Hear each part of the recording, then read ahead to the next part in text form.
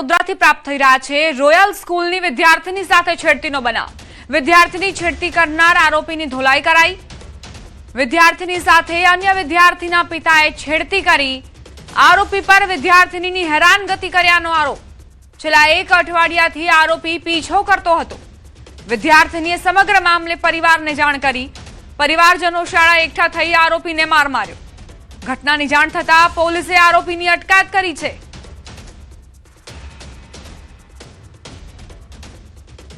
Sir जिन लड़कियों ने complain किया, एक लड़की ने कि मेरे को ये छेड़ती है। मैंने बोला कि आप कैमरे स्कूल के कैमरे चेक कर लो, अगर मैंने लड़की के साथ छेड़खानी करी। जगह जगह कैमरे लगे, हम यहाँ से बच्चों को लेते हैं, स्कूटी बाहर खड़ी रहती है, लेकिन इसको चले जाते हैं। मेरा तो भाई डेरी है, डेरी चलो छोड़ो।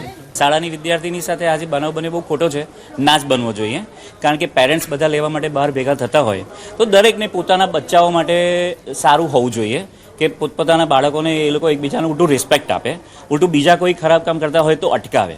એટલે આ જો ઘટના ખરેખર બની હોય તો અમારું બી 0 ટોલરન્સની નીતિ છે। અમે પણ જો આ ઘટના પ્રૂવ થશે કે પેલા વાલીએ ખોટું કામ કર્યું છે તો અમે એમના બાળકોને શાળામાં નહીં રાખીએ, પણ એ અમારા જે સુપિરિયર્સ છે એ લોકોની અમે મંજૂરી લઈને। તો વિદ્યાર્થીનીનો આરોપ છે કે આ વ્યક્તિએ તેની છેડતી કરી છે। સામે વ્યક્તિ એવું કહી રહ્યા છે કે તમે સીસીટીવી કેમેરા ચેક કરી લો અને ત્યારબાદ નિર્ણય કરો કે હું આરોપી છું કે નહીં। સંવાદદાતા હાર્દિક જોડાઈ ગયા છે વધુ જાણકારી સાથે। હાર્દિક, શું ઘટનાક્રમ આ વ્યક્તિ લોહીલુહાણ હાલતમાં જોવા મળી રહ્યો છે, તેની સાથે શું બન્યું?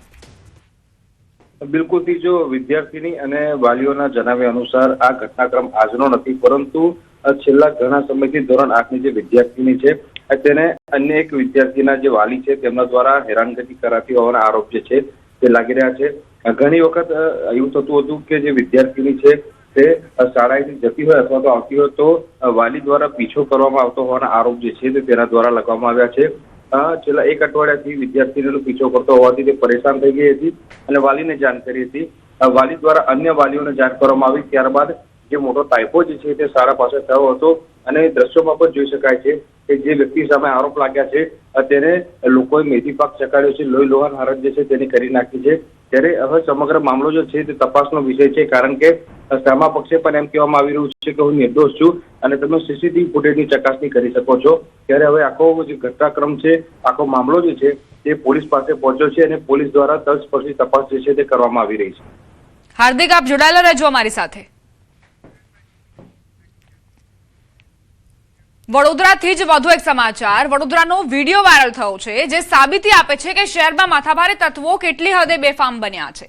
વિડીયોમાં સંગમ 4 રસ્તા પર વાહનોની અવરજવર જોવા મળી રહી છે। ટ્રાફિકથી ભરચક વિસ્તારમાં રોડની સીધી દિશામાં જનાર એક યુવકને રામ જાણે શું વિચાર આવ્યો કે તેણે રોડની વચ્ચે બાઇક પાર્ક કરી દીધું। પરિણામે આસપાસમાંથી પસાર થતા વાહન ચાલકોને પરેશાની થઈ, પણ કોઈ કંઈ બોલે તે પહેલા યુવકનો આત્મવિશ્વાસ તો જુઓ। તેણે કંઈ જ ન કર્યું હોય તેમ તે ત્યાંથી નીકળી ગયો। હવે સવાલ એ છે કે ટ્રાફિકમાં અડચણ પેદા કરનાર આ યુવક સામે વડોદરા પોલીસ શું પગલાં લેશે? સંવાદદાતા હાર્દિક જોડાયેલા છે વધુ જાણકારી સાથે। હાર્દિક, આ વિડીયો વાયરલ થઈ રહ્યો છે, શું જાણકારી? ફરી એક વખત હાર્દિકનો સંપર્ક સાધવાનો પ્રયત્ન કરીશું, પરંતુ આ સવાલ અહીં એ કે આ યુવક આખરે કેમ અહીં બાઇક મૂકીને ફરાર થઈ જાય છે? શું આ બાઇકનો ઉપયોગ કોઈ ગુનાહિત પ્રવૃત્તિમાં કરાયો હતો કે તેની તપાસ થવી જરૂરી છે? પોલીસ તપાસ કરશે, ત્યારબાદ સવાલોના જવાબ મળશે કે આ જે યુવક છે તેણે આ બાઇક અધવચ્ચે કેમ મૂક્યું છે, કેમ પાર્ક કર્યું છે।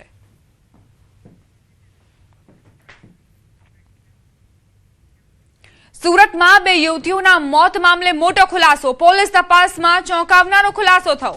બંને યુવતીઓ આપઘાત અંગે કરતી હતી પ્રયાસ। નેટ પર આપઘાત કરવા સર્ચ કરતી હોવાનો ખુલાસો। હાઉ ટુ કમિટ સ્યુસાઇડ કરીને ચેટ જીપીટીમાં સર્ચ કરાયું હતું। બંને યુવતીએ ઝેરી દવા ખાઈને આપઘાત કર્યો। ઘટના સ્થળથી ઝેરી દવાના પેકેટ્સ, 2 ઇન્જેક્શન મળ્યા। બંને યુવતીઓ નાનપણથી ધોરણ 12 સુધી એક સાથે ભણી હોવાની જાણકારી। માત્ર કોલેજ અલગ અલગ હતી, પરંતુ રહેતા સાથે હતા। સુરતના સણિયા કણદે રોડ પરના આત્મીય સંસ્કારધામ સ્વામિનારાયણ મંદિરના બાથરૂમમાંથી 2 યુવતીઓના મૃતદેહ મળ્યા હતા।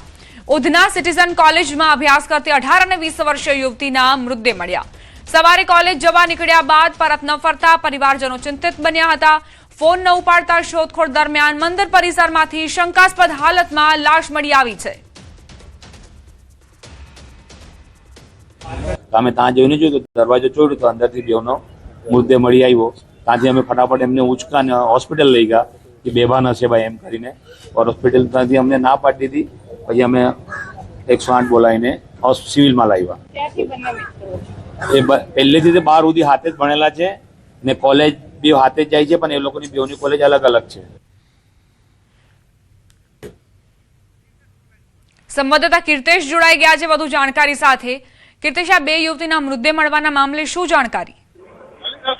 બિલકુલ, સુરતના દિંડોલી વિસ્તારમાં આવેલી હોસ્ટેલ સ્વામિનારાયણ મંદિરની પરિષદમાંથી બે યુવતીના મૃતદેહ મળી આવવાનો મામલો સામે આવ્યો હતો. જો કે બંને યુવતી ઉધનાના કહી શકાય કોલેજમાં અભ્યાસ કરતી હતી. ગઈકાલે કોલેજ જવા નીકળ્યા બાદ તેમનો પત્તો ન લાગ્યો. પરિવારે શોધખોળ શરૂ કરી. પોલીસ પાસે આખો મામલો પહોંચ્યો. પોલીસે આ બંને યુવતીઓની લોકેશન ટ્રેસ આઉટ કરી હતી અને તેમની એક્ટિવા મંદિરના પરિષદમાંથી મેળવી હતી. ત્યારબાદ તપાસ શરૂ કરતા સીસીટીવીમાં બંને યુવતીઓ રોશની અને જોશના બંને બાથરૂમ તરફ જતા જોવા મળી હતી. બાથરૂમ પાસેથી ઝેરી દવાના પેકેટ સાથે ઇન્જેક્શન મળી આવ્યા હતા. કહી શકાય કે જે પ્રકારે બંનેના મૃતદેહ મળ્યા છે તેમના પોસ્ટમોર્ટમ માટે બોડીને હોસ્પિટલ મોકલવામાં આવી છે. પણ જે પ્રકારે મૃતદેહ મળી છે પોલીસે તપાસ શરૂ કરી છે. ત્યારે બંને વિદ્યાર્થીઓને એક સાથે ધોરણ 1 થી 12 જોડે અભ્યાસ કર્યો હતો. બંને વિદ્યાર્થીઓ લાંબા સમયથી આપઘાતનો પ્રયાસ કરતા હતા.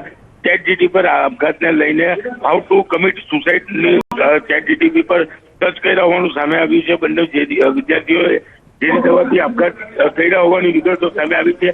જોકે ફોરેન્સિક PM થયા બાદ વધુ વિગત આવશે, પણ પોલીસની તપાસમાં વિગતો સામે આવતા પોલીસ પણ ચોંકી ઉઠી છે અને હાલ આ મામલે ગુનો દાખલ કરી તપાસ શરૂ કરી છે.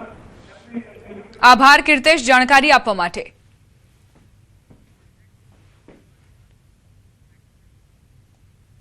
સુરતથી સમાચાર. કળયુગી પુત્રની હેવાનિયતનો વિડીયો વાયરલ થયો છે. નિષ્ઠુર પુત્રએ ઘર કંકાસમાં માતાને માર માર્યો. કતારગામના ડભોલી વિસ્તારનો વિડીયો હોવાની જાણકારી. માતાએ પુત્રના મિત્રને ઘરે બોલાવતા હોબાળો મચાવ્યો. મિત્રની સામે જ પુત્રએ માતાને વાળ પકડીને મારી. મિત્રોએ પણ અપશબ્દો બોલી પુત્રને માર માર્યો. સુરતનો આ વિડીયો હોવાની જાણકારી છે. સંવાદદાતા કીર્તેશ જોડાઈ ગયા છે. કીર્તેશ, આજે વિડીયો વાયરલ થયો છે, શું જાણકારી?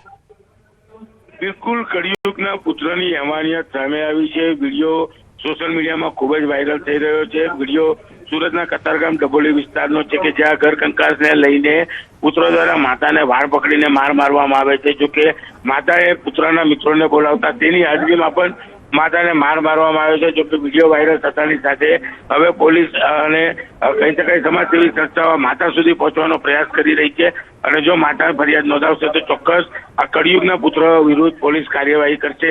પણ જે રીતે કહી શકાય કે કળિયુગના પુત્રએ માતાને માર મારી છે તેને લઈને હવે સમાજમાં કહી શકાય કે જે પ્રકારની ઘટના છે તેને લઈને લોકોમાં આક્રોશ જોવા મળી રહ્યો છે. આભાર કીર્તેશ જાણકારી આપવા માટે. સુરતમાં પાપી પુત્રની કરતૂતનો વિડીયો વાયરલ થયો છે. આજે કપૂત છે તેણે પોતાની જન્મદાતાને માર માર્યો હોવાની જાણકારી છે. આ માતાનો વાંક એ હતો કે તેણે પોતાના પુત્રના મિત્રોને બોલાવ્યા અને ત્યારબાદ આ પુત્રનો પિત્તો છટક્યો અને તેણે માતાને માર મારવાનું શરૂ કર્યું. જોકે આ દરમિયાન મિત્રોએ પણ પ્રતિકાર કર્યો, માતાને બચાવી લીધી અને જે મિત્ર હતો, જે યુવક પોતાની માતા પર પ્રહાર કરી રહ્યો હતો તેને રોકીને પકડીને માર માર્યો. આ વિડીયો અત્યારે સોશિયલ મીડિયામાં વાયરલ થઈ રહ્યો છે. આ કળિયુગી દીકરાએ પોતાની માતાને કઈ રીતે માર માર્યો તેનો વિડીયો પણ ચર્ચાનો વિષય બન્યો છે.